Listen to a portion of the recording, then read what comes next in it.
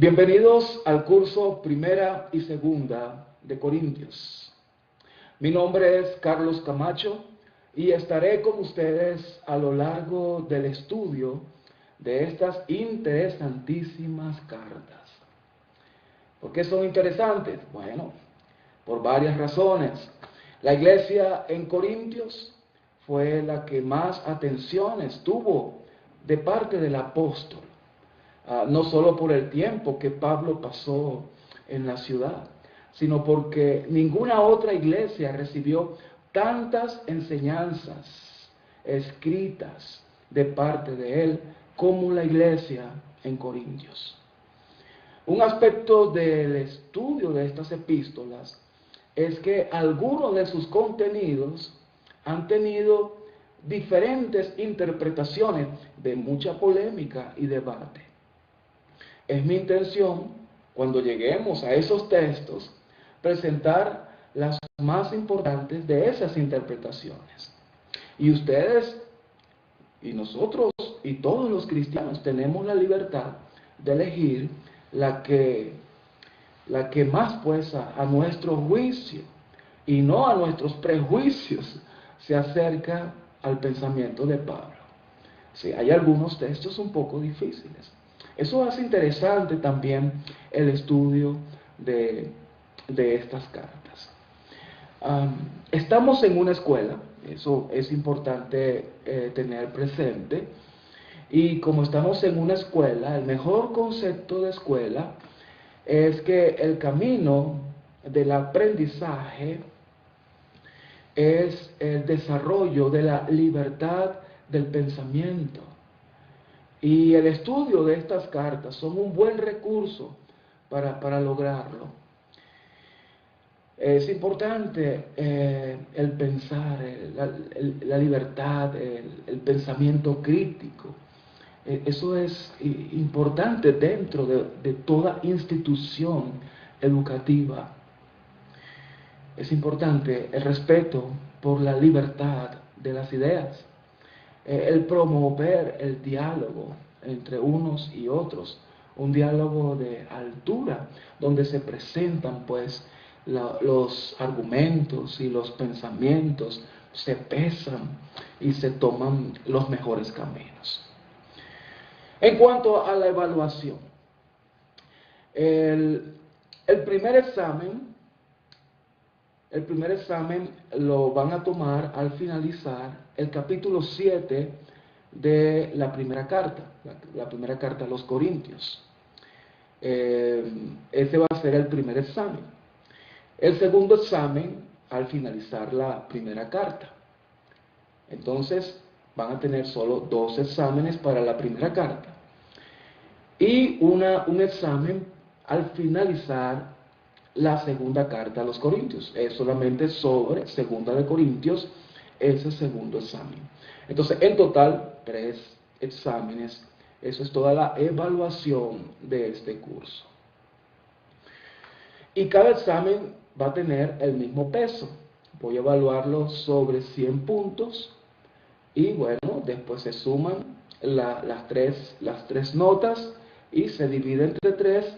Y esa será su nota final del curso Primera y Segunda a los Corintios. Están a disposición algunos recursos que le pueden servir de orientación en sus estudios y orientación para el examen. También es importante consultar comentarios. Les dejé una lista, tienen dentro de sus recursos una lista de bibliografía, la bibliografía sobre algunos comentarios importantes o interesantes que nos ayudan pues en el desarrollo o en el entendimiento de estas cartas. Bien, bueno, vamos entonces a dar comienzo al curso y vamos a hacerla con una introducción que hable sobre la ciudad, sobre la iglesia, sobre la población, sobre su cultura, sobre su religión. Entonces, comencemos pues con el estudio de Primera y Segunda a los corintios. ¿Dónde comienza el curso? Bueno, es el estudio sobre primera y segunda de los corintios. Un poquito hacia atrás vamos a comenzar. ¿Qué les parece? Vamos a comenzar desde el Areópago en Atenas. Ahí estaba el apóstol Pablo. Después de su discurso en el Areópago, Pablo abandonó la ciudad de Atenas en dirección a Corinto. A decir verdad, a estas alturas, al apóstol no le sobraban las razones para sentirse satisfecho.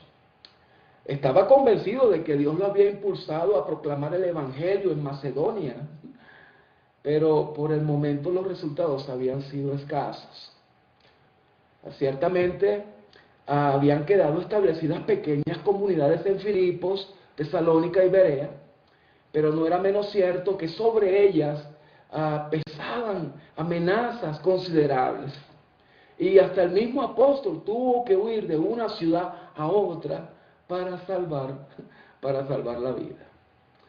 Entonces, él entra a Acaya, ¿verdad? Y bueno, y por si fuera poco, pues, su entrada allí en la región de Acaya, no se podía decir que se hubiera traducido en una mejora. Los atenienses habían sido correctos más allá de algunas burlas prepotentes, pero el fruto, una vez más, había sido muy pequeño o escaso, pues.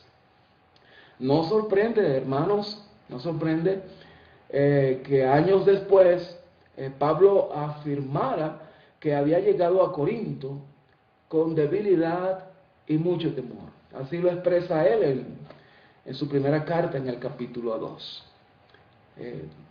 A pesar de que Pablo era un misionero, lleno del Espíritu Santo, convencido de que Dios lo había puesto en esa sublime tarea, eso no quitaba de él que era un ser humano con emociones, con sentimientos, y por eso que con toda su experiencia que vivió en Macedonia, y cuando llega pues a Atenas y hay pocos resultados, y llega a Acaya y también al comenzar su ministerio hay pocos resultados, era natural desde el punto de vista humano que el apóstol se sintiera pues débil, tal vez un poco cansado, ¿verdad? Con debilidad, dice con mucho temor y temblor, tal vez son expresiones que nos pueden decir tal vez algo desanimado.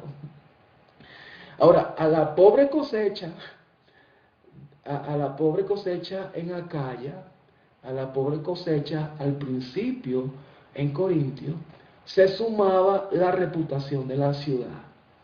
Entonces, debió haber sido pues para Pablo desalentador el ministerio en la ciudad de Corinto. Y para que tengamos una idea de la reputación de la ciudad, Corinto era muy específicamente conocida por su inmoralidad sexual. Así era su reputación en esa ciudad. Y al respecto, hay algunos refranes griegos que muestran ese nivel o ese calificativo que el mundo le daba pues a la ciudad de Corinto en ese tiempo. Algunos de los refranes o proverbios son estos. Por ejemplo, uno de los refranes era: no está al alcance de cualquiera la navegación a Corinto. No está al alcance de cualquiera la navegación a Corinto. Eso constituía una referencia a lo caras que eran las numerosas prostitutas de la ciudad. Otro dicho: vas a ganarte el sueldo a Corinto. Qué cosa, ¿no? Vas a ganarte el sueldo a Corinto. Eso era sinónimo de prostituirse. La otra expresión, Corintia, vas a vender cerdos. Fíjate qué expresión tan fea, ¿no? Corintios, vas a vender cerdos. Eso servía, esa expresión, para señalar a una mujer que ejercía de ramera. Y es muy posible que el hecho de que la ciudad dispensara culto a Afrodita, que era la diosa helénica del amor, contribuyera a esos comportamientos. Ahora, no en vano, fíjense, no en vano en el templo de la diosa se prostituían 1 millar de esclavas. Entonces, ¿eso se traducía en qué? En un floreciente turismo sexual. Como tendremos ocasión de ver, Pablo comprobaría en su actividad misionera lo fundado de esas expresiones populares.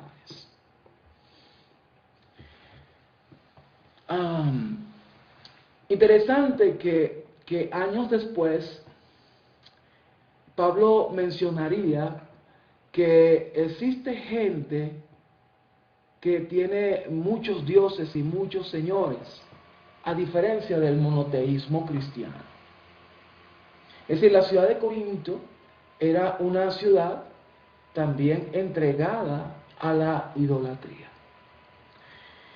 Y entre los dioses más importantes, además del culto a Afrodita, también se rendía culto a Melicertes.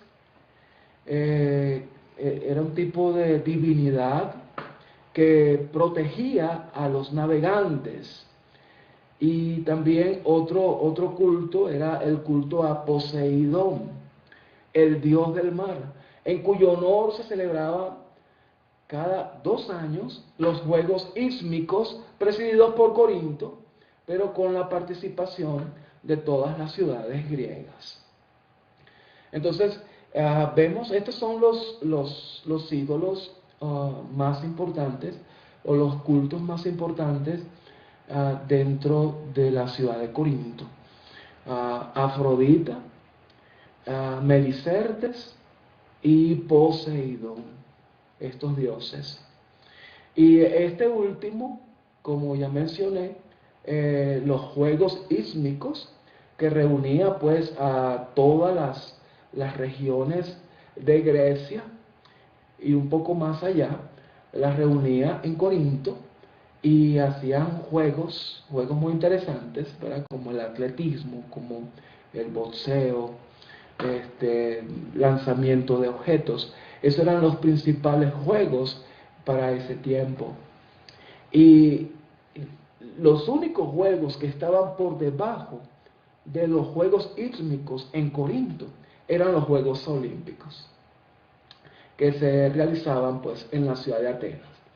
Pero los Juegos Ísmicos eran muy importantes también, el segundo en importancia a nivel mundial de ese mundo conocido, pues. Muy bien, voy a presentarles a ustedes algunas fotos de sus dioses. Permítanme compartirlo aquí. Fíjense aquí.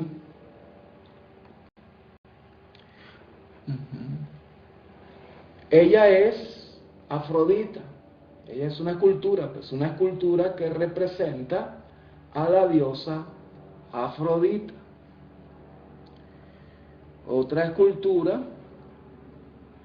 tenemos acá una representación de Poseidón, y esa en honor a él, en el cual se realizaban los Juegos Ísmicos.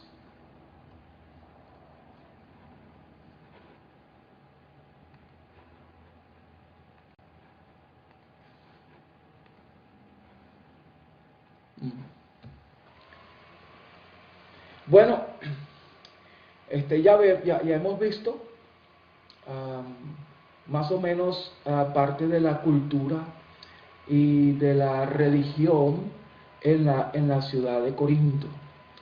Pero sería injusto el pretender asociar a la ciudad de Corinto única y exclusivamente con la inmoralidad sexual.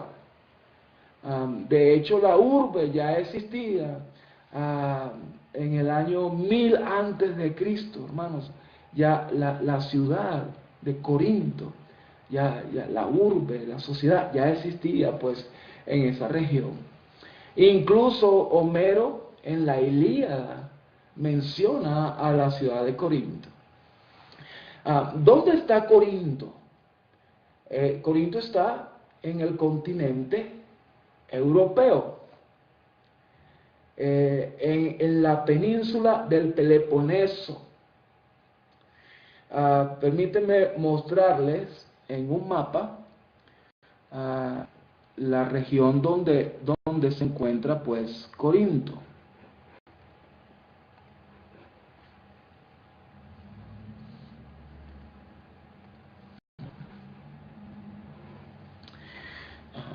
Fíjense que aquí se encuentra, esta es la parte, ¿verdad?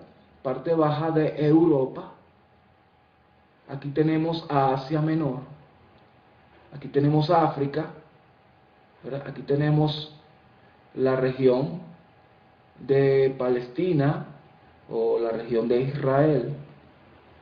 Corinto se encuentra acá en la península del Peloponeso. Toda esta península se llama Peloponeso, y dentro de esta península se encuentra ubicada la ciudad de Corinto, y se encuentra ubicada en el istmo de Corinto. ¿Qué es el istmo? ¿Qué es un istmo? Un istmo es una lengua de tierra o un trozo de tierra que une a dos continentes o une a un continente con una península. Eso es lo que es el istmo. Y por eso es que le dicen que Corinto estaba situado en el istmo de Corinto. Y aquí también podemos decir que está el Acrocorinto, el lugar pues exacto donde se encuentra pues la ciudad de Corintios.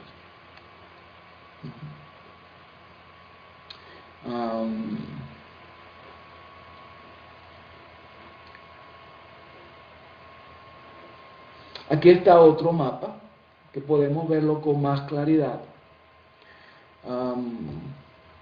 Aquí tenemos el Golfo de Siranoki y tenemos acá el Golfo de Corinto. Corintio, aquí vemos la ubicación de Corintio, esto es lo que llamamos el istmo, y todo esto puede ser el Peloponeso con todas sus pueblos, los pueblos que integraban pues la península.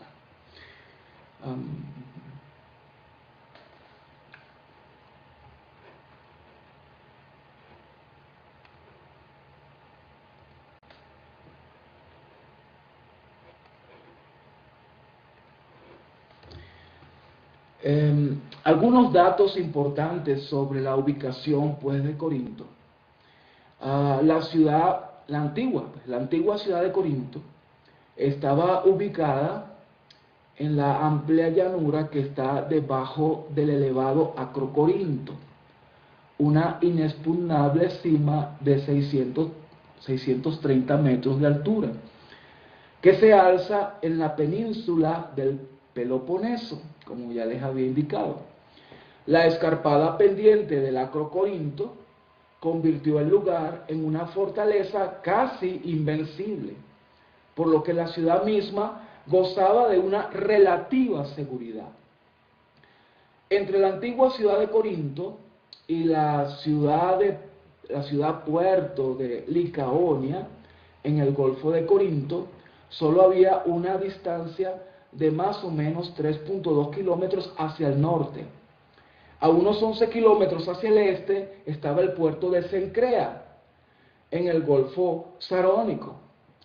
Fue a través de estos dos puertos que Corinto se llenó de comercio y riqueza. Los barcos que venían del occidente, por ejemplo Italia, España y África del Norte, ellos traían sus mercancías a Licaonia. y los barcos que llegaban del oriente, Asia Menor, Fenicia, Palestina, Egipto y Cirene, atracaban en Cencrea. Permíteme mostrárselo en el mapa nuevamente.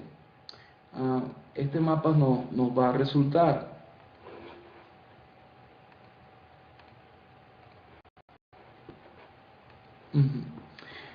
Aquí está el puerto de Licaonia en el Golfo de Corintio. Entonces todas las mercancías que venían de Italia o de España o de África del Norte pues venían y entraban pues al Golfo de Corintio y llegaban al puerto de Licaonia y allí descargaban sus mercancías. Los otros, los que venían por el oriente, entraban por el Golfo de Siranoque y aquí encontramos el puerto de Cencrea. Entonces, por medio de estos dos puertos, tanto de Licaonia como en Cencrea, hizo de Corintios una potencia comercial. Fue muy floreciente, pues su sociedad fue muy floreciente por su buena ubicación que había con los dos puertos que les acabo de mencionar.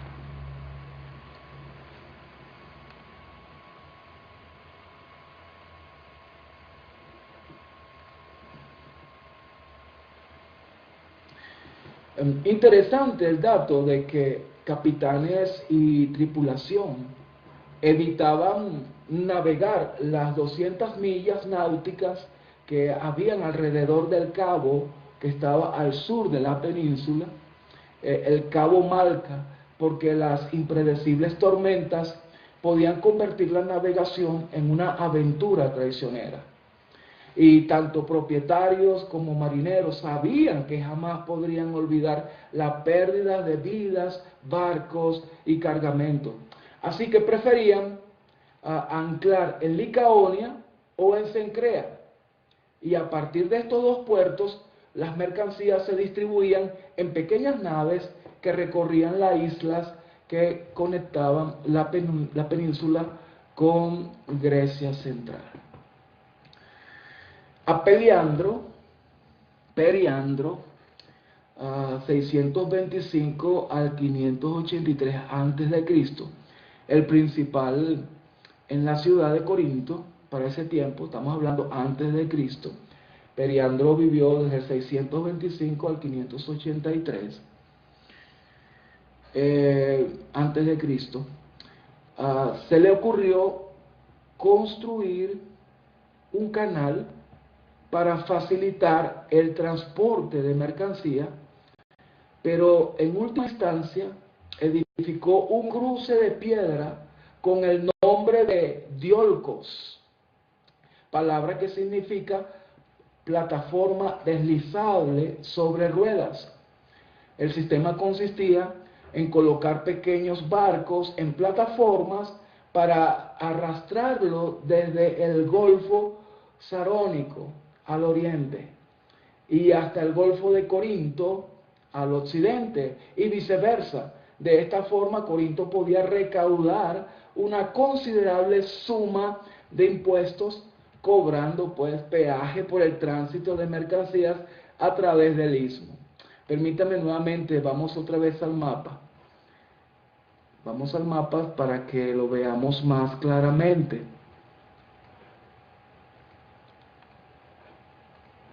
Aquí tenemos otra vez, este es el istmo de Corinto. Entonces, aquí lo podemos ver en este mapa pequeño, que los marineros evitaban navegar por estas zonas. Son aguas muy peligrosas, muy traicioneras. Habían tenido pérdidas de vidas, pérdidas de barcos, pérdidas de recursos. Hacer la navegación por estos lados, ¿verdad? Y poder entonces entrar hacia esta zona o ir hacia esta zona, ¿verdad? Entonces ellos preferían llegar, volviendo aquí al mapa grande, preferían llegar a Cencrea, los del oriente, los que venían navegando desde oriente, y los que venían de Occidente, los que venían de esta zona de Occidente, o por esta zona de Occidente, eh, sí, por esta parte, preferían entrar al Golfo de Corintio y descargar su mercancía en Licaonia, en el puerto de Licaonia, acá. A Periandro, como ya les dije, antes de Cristo, mucho tiempo antes de Cristo, se le ocurrió a Periandro hacer un canal que comunique el Golfo de Siranoki con el Golfo de Corinto. Hacer un canal. Pero no pudo hacer pues el canal. Y lo que hizo fue un camino, y en ese camino hacer plataformas donde colocaban pequeñas embarcaciones y pasaban las embarcaciones desde el Golfo, que está en el oriente, hacia el Golfo de Occidente, al Golfo aquí en Corinto. Entonces pasaban pues esos barcos por acá. Esto hacía de Corintio aún más floreciente por el cobro de peaje.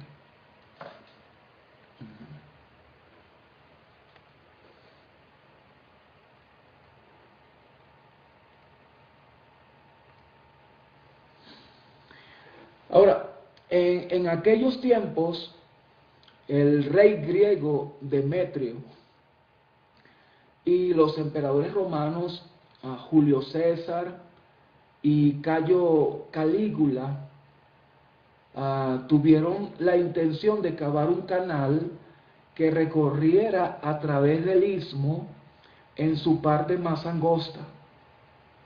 Más o menos 7.25 kilómetros, que es la parte más angosta que une los dos golfos, el Cirónico y el Golfo de Corinto, el Golfo de Oriente con el Golfo de Occidente. Entonces se les ocurrió pues tanto al rey griego Demetrio, a Julio César, a Cayo Calígula, se les ocurrió pues a ellos, o tuvieron la intención de cavar un canal pues que corriera a través del istmo en su parte más angosta. Ahora, fue Nerón el que puso en marcha el proyecto, pero por varias razones tuvo pronto que abandonarlo.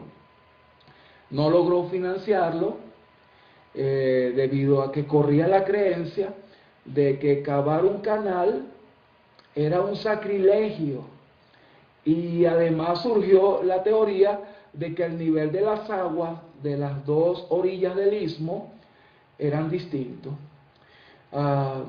Por su parte, Vespasiano, el emperador Vespasiano, asumió el mando de las tropas romanas asignadas a Palestina y esclavizó a muchísimos judíos. Josefo afirma que en el año 67 este general envió cerca de 6.000 judíos a Corinto para que cavaran a lo largo del istmo. Es decir, que Nerón pues fue el que llevó pues a cabo el proyecto, pero se tuvo que archivar por causa de creencias y por falsas teorías científicas. Pero Vespasiano utilizó la fuerza judía pues para ese propósito. Años después Vespasiano esclavizó a varios judíos y comenzaron pues la excavación. Pero realmente, hermanos, finalmente a finales del siglo XIX, entre 1881 a 1893, ingenieros franceses construyeron y terminaron el canal de Corinto. Permítanme mostrarles el canal de Corinto en la actualidad.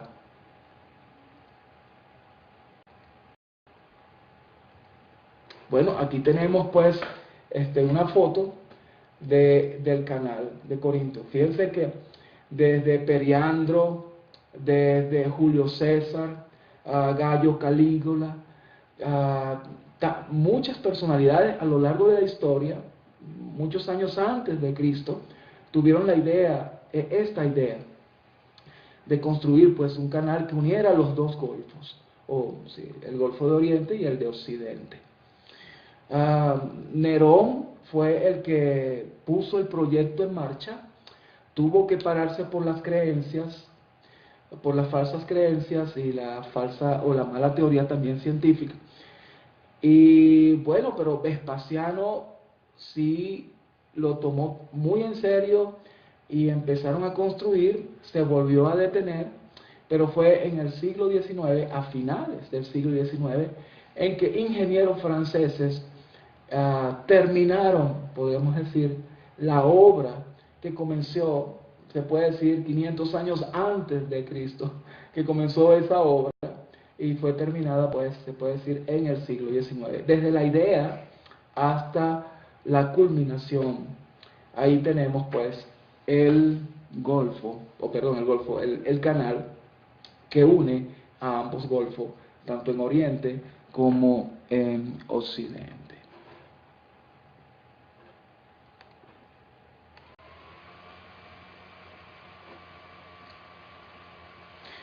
Bien, después de haber visto algo sobre la geografía de Corinto, de la ciudad antigua de Corintios, vamos un poquito de historia, vamos a hablar algo de historia de Corintios, ¿no? De la ciudad. En su obra La Ilíada, como ya mencioné, Homero hace mención de Corinto. Esto significa que la ciudad se remonta por lo menos al segundo milenio antes de Cristo. Su influencia se dejó sentir en toda la península, en el Istmo y en partes de Grecia central. Por ser una ciudad atractiva desde el punto de vista económico, Corinto llegó a la cima de su poder en el siglo VII antes de Cristo. Fue Periandro quien fomentó la influencia económica de Corinto, equipando a los pequeños barcos para que pudieran transitar por el istmo. Fue Periandro, pues, el de esa idea. Recuerden que antes de terminar el canal, como les había dicho, Periandro hizo un camino y por medio de plataformas trasladaban pequeñas embarcaciones de una parte del Golfo a la otra parte del Golfo de Oriente al Occidente. Y eso pues fomentó la influencia económica de Corinto. Pero durante los 2 siglos que siguieron, Corinto tuvo que vérselas con Atenas, un poderoso rival. Después vino el conflicto bélico entre Atenas y Esparta. Esa guerra fue llamada la guerra del Peloponeso, entre el 431 al 404 antes de Cristo. Y Corinto tomó partido en favor de Atenas, se alió a Atenas. La guerra debilitó tanto a Atenas y a Corinto que Filipo II de Macedonia logró conquistar Corinto en el año 338 antes de Cristo. Su hijo Alejandro el Grande, el gran Alejandro, pues Alejandro el Grande, utilizó a Corinto como centro de comercio y de atracción turística. Después de la muerte de Alejandro, eso ocurrió en el año 323 a.C., Corinto se convirtió en la más importante de las ciudades-estado griegas del Peloponeso y del sur de Grecia. No olviden que el Peloponeso, cuando menciono esa palabra, me refiero a toda la península del Peloponeso. Corinto llegó a ser la más importante de las ciudades, entre las ciudades de toda la península y del sur de Grecia. Ahora, cuando los romanos conquistaron Grecia, eso fue en el año 196 a.C., pusieron a Corinto a la cabeza de la confederación de la ciudad de las ciudades de la provincia de Acaya. Es decir, los mismos romanos, al ver pues la situación geográfica de la ciudad, la prosperidad de la ciudad, sus oportunidades pues de crecimiento, pusieron pues a Corinto como cabeza pues de la confederación de las ciudades de la provincia de Acaya. 50 años después, Corinto pues se sublevó contra Roma, quiso buscar su independencia, y lo que forzó a Lucio Mumio, en ese tiempo Lucio Mumio, el jefe pues, el principal del ejército, el que llevó a cabo pues la reconquista de Corinto, Lucio Mumio lo que hizo fue destruir la ciudad. Toda la ciudad quedó destruida, quedó en ruinas la ciudad pues de Corinto por Lucio Mumio. ¿Cuánto tiempo permaneció la ciudad en ruinas? Hermanos, la ciudad en ruinas permaneció 100 años, un siglo en ruinas. Se llegó a pensar que nunca más Corintios iba a ser habitada, reconstruida. Pero un siglo después de haber sido destruida por Lucio Mumio, Julio César la restauró en el año 44 a.C. Precisamente el mismo año en que fallece Julio César. En ese año Julio César reconstruye pues la ciudad. El emperador también construyó el puerto de Licaonia y el de Cencrea.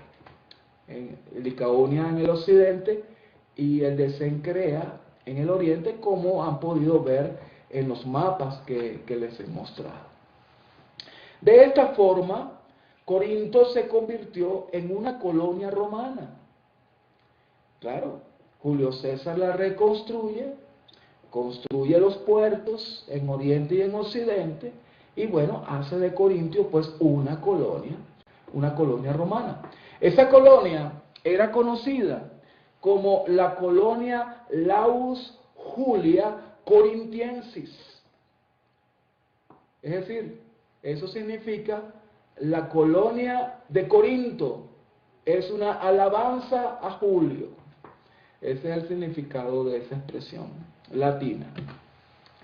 Se trataba pues de una colonia que daba honor a Julio César, la colonia de la ciudad de Corinto.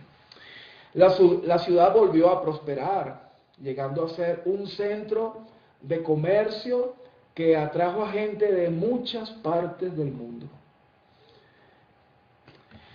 Vamos a hablar un poco ahora sobre la población de la ciudad. ¿Cómo estaba constituida la ciudad de Corinto? Bueno, como se trataba de una colonia romana, Corinto estaba sujeta al derecho romano, así que su gobierno era similar al de la ciudad imperial. La lengua oficial era el latín, aunque el pueblo en general hablaba griego, pero la lengua pues oficial era el latín por ser una colonia romana. Pablo registra los nombres latinos de algunos hermanos que vivían en Corinto: Tercio, Gayo, Cuarto, la pareja judía Aquila y Priscila, Tito, Justo, Crispo, que era el principal de la sinagoga, y Fortunato. Bueno, Pablo los menciona en el capítulo final de Romanos 16, y también lo podemos ver en Hechos 18, que es el capítulo de Hechos que habla del establecimiento de la obra o de la iglesia en Corinto. También en su primera carta, menciona en el capítulo 1, pues, a algunos de estos, a algunas de estas personas que Pablo mismo bautizó, pues, que Pablo mismo convirtió en cristianos, ayudó a la conversión de estas personas. Militares o civiles, los oficiales romanos residían en Corinto. También pues la población estaba formada de militares o civiles, oficiales romanos pues, y romanos pues vivían en Corinto. Uno era el caso del procónsul Galión. Era uno de los romanos que vivían allí. También vivía allí una multitud de colonos, veteranos del ejército y libertos. Los libertos eran personas que antes fueron esclavos de Roma. También habían comerciantes, artesanos, artistas, filósofos, maestros y trabajadores provenientes de muchos de los países que rodean el mar Mediterráneo. Dentro de la población también se contaba a judíos provenientes de Israel y de otras partes, a griegos nativos o exiliados, y también había una población de esclavos. Ahora, toda esta gente, hermanos, vivía y trabajaba en Corinto o en sus dos puertos, en Licaonia o en Cencrea. Y eso incrementaba pues así a la vez su población, su diversidad y su economía. Los campos de sembradío contribuían a la base agrícola de Corinto.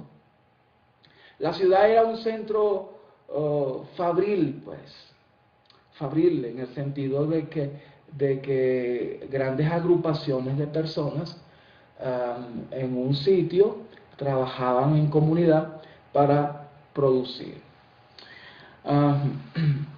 Entonces, en resumen, en cuanto a la población y en cuanto a su economía, los dos puertos, tanto de Licaonia como de Cencrea, convertían pues en un eje del comercio mundial a la ciudad.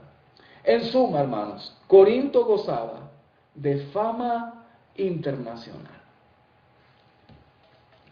Vamos a ver un poquito acerca de la iglesia. Un poquito sobre el establecimiento de la iglesia. El apóstol fue a Corintos, eso lo vamos a leer mejor en la segunda clase, pero un pequeño resumen pues del establecimiento de la iglesia. Él fue a Corinto, el apóstol, en su segundo viaje misionero, probablemente en la primavera del año 51 después de Cristo, porque el periodo de gobierno del procónsul Gallo comenzó poco tiempo después, en julio del mismo año.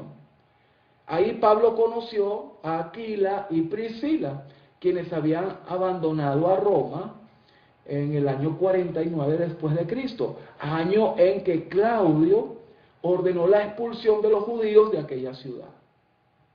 La pareja se dedicaba a fabricar tiendas, oficio que también era practicado por Pablo. Debido a que no se hace mención de su conversión, de la conversión de Aquila y Priscila, se supone que ya esa pareja eran cristianos. Cristianos, pues cuando Pablo los conoció ya eran cristianos, no era parte del trabajo o la obra pues del apóstol Pablo. Ellos ya venían convertidos de Roma. Y por eso decimos que ya eran cristianos cuando Pablo los conoció. Ahora, por la afinidad étnica, judíos, no solamente por la afinidad étnica, sino también espiritual y vocacional. No es nada extraño que el apóstol se sintiera atraído en forma natural hacia ellos.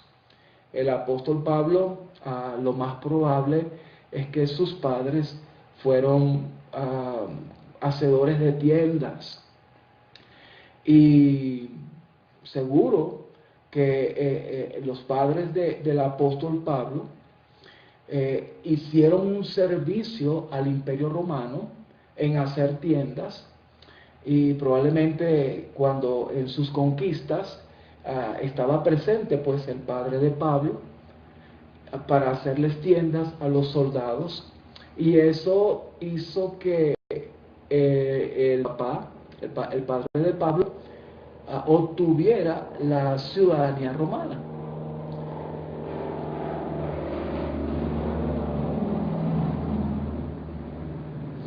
Por eso decimos o por eso decía el apóstol Pablo que él era un ciudadano romano de nacimiento, porque ya venía de padres que eran ciudadanos romanos. Entonces Pablo aprendió el oficio, como todo buen judío. Un padre enseña a su hijo la Torá, la ley, y un oficio.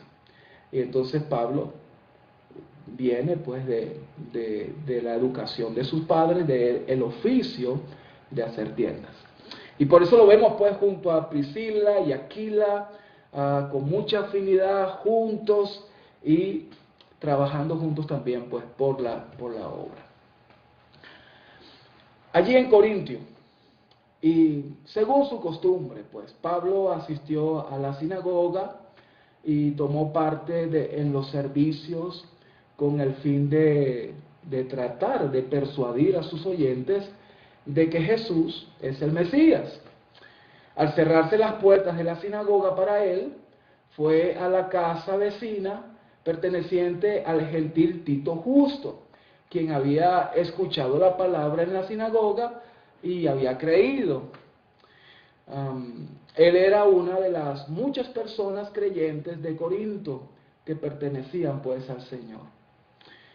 Desde el punto de vista humano, Pablo tenía motivos para dudar de que hubiera una gran cantidad de santos en Corinto, porque la ciudad ya era famosa por su vulgar materialismo. En la literatura griega más antigua, esa ciudad se relacionaba normalmente con la riqueza e inmoralidad. Y bueno, ese era el punto de vista humano de Pablo, por esa reputación de la ciudad, por su materialismo y por la reputación sexual. Pablo pensó pues de que era difícil de que hubiera una cantidad considerable de santos pues en Corintio. Bueno, es por esa razón de Pablo que a veces, como les dije al principio, que escribió en su carta, en el capítulo 2, que él había llegado con debilidad, con temor y con temblor, con mucho temor y temblor. Vamos a hablar un poco ahora sobre la carta, ¿sí? La carta en sí, el objeto pues de nuestro estudio. Después de dar todo este contexto geográfico, algo de historia, podemos ahora introducirnos a la carta a los Corintios, a comenzar pues el estudio de esta carta. ¿Qué podemos decir de la carta en términos generales? Bueno, no hay duda, proviene de la pluma de Pablo y nadie pues lo ha puesto en duda.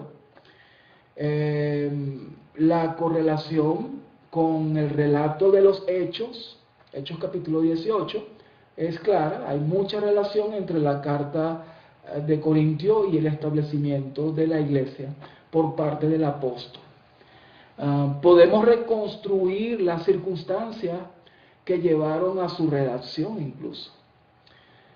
Por ejemplo, después de la salida de Pablo,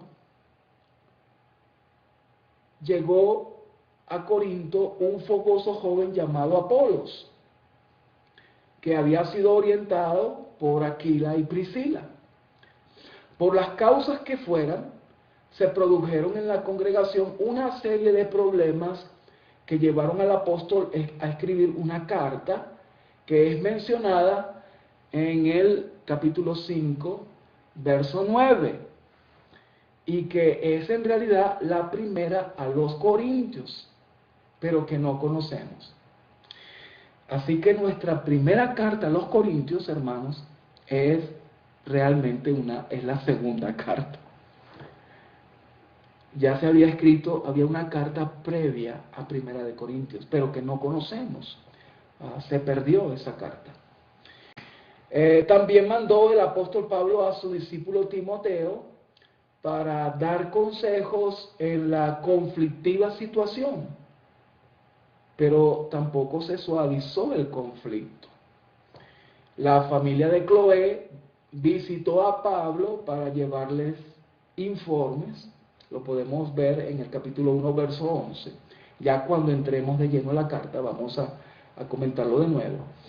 Y quizás la familia de Cloé llevó algunas cartas, y eso es posible por el capítulo 7, verso 1, que menciona el apóstol algunas cosas que le escribieron los corintios, preguntas que le hicieron los corintios. Entonces quizás la familia de Cloé también llevó algunas cartas al apóstol de parte de algunos hermanos.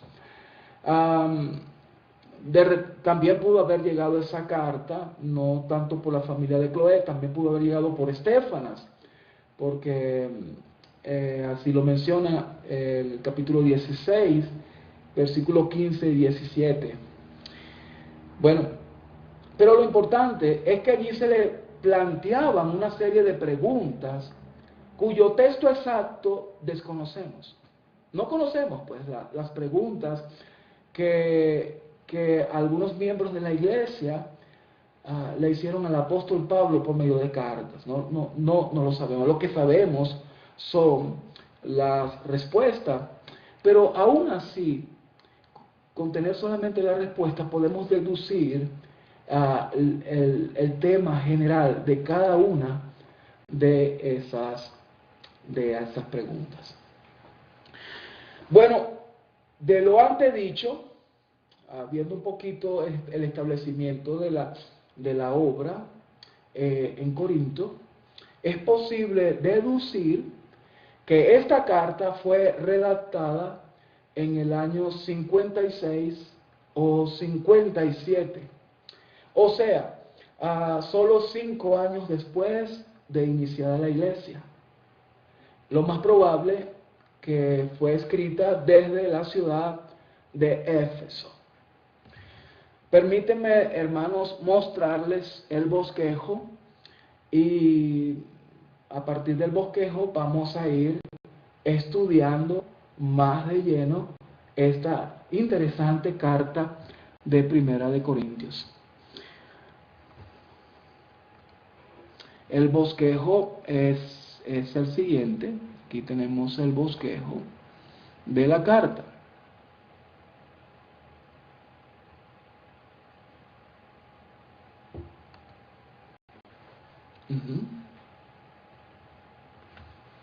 Aquí tenemos el bosquejo de Primera de Corintios, bosquejo que vamos a estar siguiendo a lo largo, pues, del desarrollo de este estudio. Vamos a estudiar la introducción, que consiste en el saludo y sus expresiones de gratitud. También la segunda parte es las divisiones de la iglesia, que abarca el capítulo 1 hasta el capítulo 4, verso 21. Desde el capítulo 1, verso 10 al 4, 21, el apóstol Pablo habla sobre las divisiones en la iglesia. En el capítulo 1 y en el capítulo 3 presenta algunos detalles de esa división, y bueno, a lo largo de esos 4 capítulos, él menciona los lineamientos que hay que seguir para alcanzar y lograr la unidad entre ellos. Esta parte de divisiones en la iglesia está construido por varias partes: el hecho de las divisiones, las causas de las divisiones, las consecuencias de las divisiones, y el ejemplo de Pablo, que él se presenta como ejemplo, y por el cual se puede lograr la unidad de todos los creyentes. La tercera parte del estudio vamos a hablar sobre los desórdenes morales en la iglesia, del capítulo 5 hasta el capítulo 6, verso 20. La cuarta parte, discusión acerca del matrimonio, es un tema interesante, el tema del matrimonio. Vamos a estar hablando acerca de lo que habla Pablo acerca del matrimonio. La parte 5, discusión acerca de las comidas ofrecidas a los ídolos. La parte 6, discusión sobre las reuniones o asambleas, desde el capítulo 11 al capítulo 14. Es una parte muy interesante, hay bastante polémica al respecto. Vamos a hablar sobre el tema de las damas, la posición de las damas en la iglesia. Vamos a hablar sobre los dones y sobre la estructura de las asambleas en Corintios, cómo eran las estructuras y cómo era la participación dentro de las asambleas. Vamos a hablar un poco sobre las alabanzas también en esta parte de la carta. Vamos también a hablar un poco sobre la doctrina de la resurrección, cómo lo presenta el apóstol Pablo. Y finalmente, asuntos prácticos y personales. Les recuerdo que esta introducción está dentro de los recursos que ustedes tienen disponibles de este estudio. Pueden descargar todos esos recursos y dentro de esos recursos pues se encuentra el bosquejo de Primera a los Corintios. Bien, hermanos, hemos llegado pues al final de esta primera clase sobre Primera y Segunda a los Corintios. Nos vemos en la segunda clase, para comenzar pues el estudio de lleno de la carta a los Corintios. Hasta pronto.